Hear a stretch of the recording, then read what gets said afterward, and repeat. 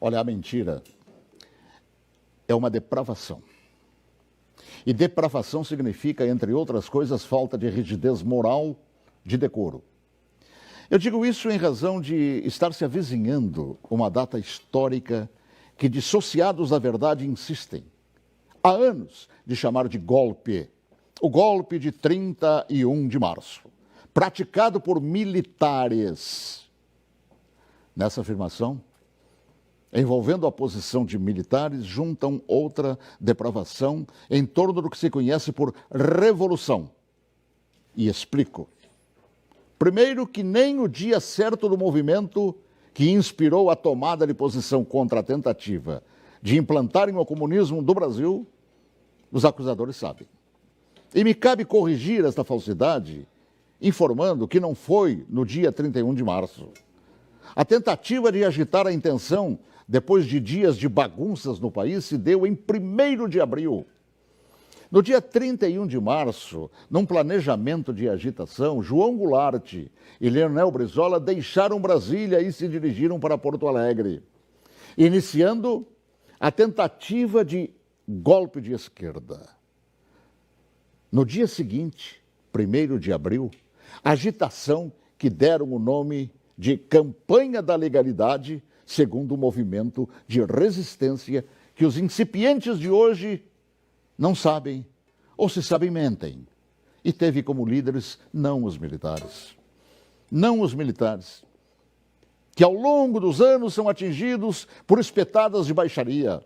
A liderança daquele movimento revolucionário pertenceu a civis que inspiraram o povo brasileiro a sair às ruas aos milhares em todas as capitais, em passeatas que ficaram conhecidas como Marcha da Família com Deus pela Liberdade. E os civis que promoveram e lideraram a revolução foram os governadores, civis, repito, do Paraná, Ney Braga, de Minas Gerais, Magalhães Pinto, da então Guanabara, Carlos Lacerda, do Rio Grande do Sul, Hildo Menegante, de São Paulo, Adhemar de Barros, de Santa Catarina, Celso Ramos, além dos jornalistas Roberto Marinho, do Globo, e Assis Chateaubriand, dos diários e emissoras associados, esta última empresa para a qual eu trabalhava.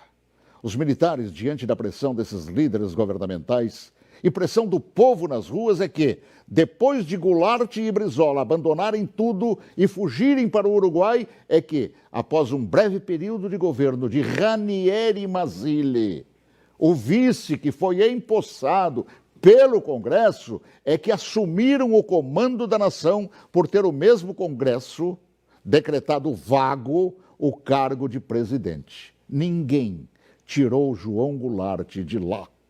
Ele é que fugiu. Eu ouvi fugir. Assim, é um depravado.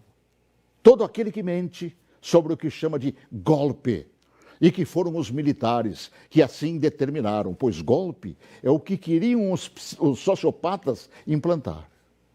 E rótulo de depravados, tanto aqueles como os que hoje repetem a mentira por uma razão, uma simples razão. Era eu, o locutor, que foi obrigado a entrar na marra no estúdio da Rádio Farroupilha naquele 1º de abril.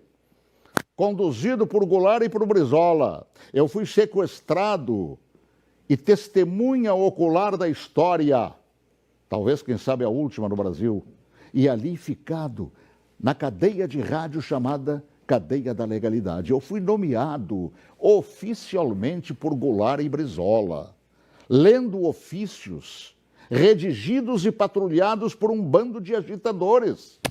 Eu acompanhei toda a história, também depois, através do tempo. E todos os seus capítulos não cabem aqui.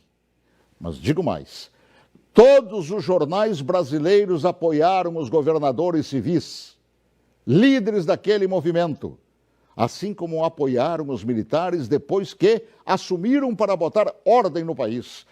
Todos os grandes jornais brasileiros, com exceção do chamado Última Hora.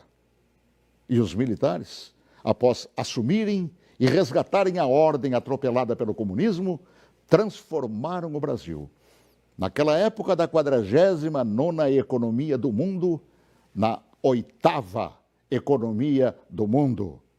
Assim, pela verdade dos fatos, que se honre neste fim de semana os 55 anos do movimento que evitou nos transformarem numa Venezuela de hoje, na qual o povo não conta nem com papel higiênico. Boa tarde, se Deus quiser, até logo mais, às 18h40, com espaço de ponto de vista. Olha que eu conheço inúmeras histórias suas, Paulo Martins, mas essa eu confesso que eu desconhecia. E essa é verdade, porque eu fui testemunho ocular de tudo. A gente que estuda jornalismo tantos anos ouve falar de diários associados. Jamais imaginei, Paulo, que você estava lá testemunhando tudo isso. Estava lá, no batente, cobrindo, inclusive, isso que hoje mentem por todo o Brasil.